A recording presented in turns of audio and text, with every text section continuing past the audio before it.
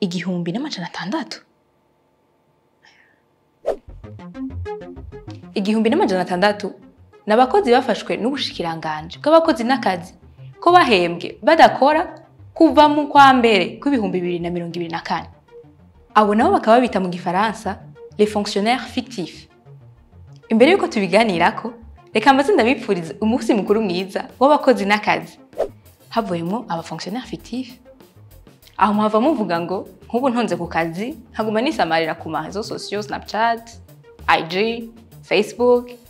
Ha mu kwezi guheze nkahembwa ko nabandi muri abo ba fonctionnaires fictifs. Oya, aba fonctionnaires fictifs sabo.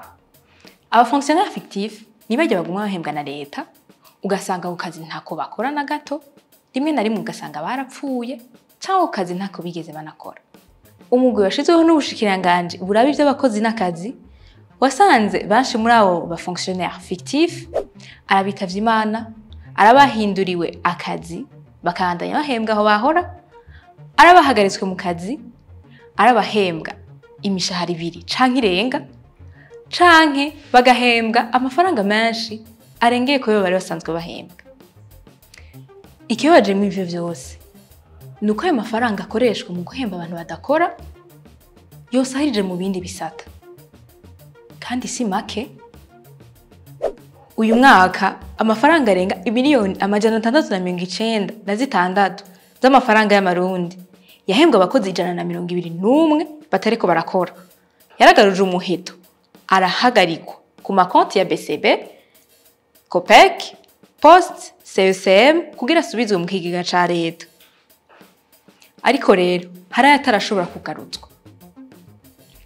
Aha tubamenyesha yuko rero mu 2018 ikigega ca leta casohoye imiliyoni zigera ku 500 y'amafaranga y'amarundi kugira hembe abakozi batigeze babaho.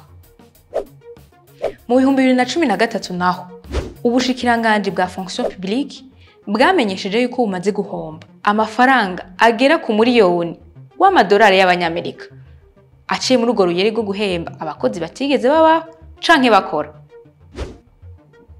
Mutegene neza rero mu 2011 haharuwe abakozi bagera ku 5,000 bahembwe batigeze babaho canke ngo bakore. Ico gihe rero Reta ikaba yahahombeye imiliyaridi zigera kuri 15 z'amafaranga y'amarundi. Ayo mafaranga murumva namwe ko atari makeya.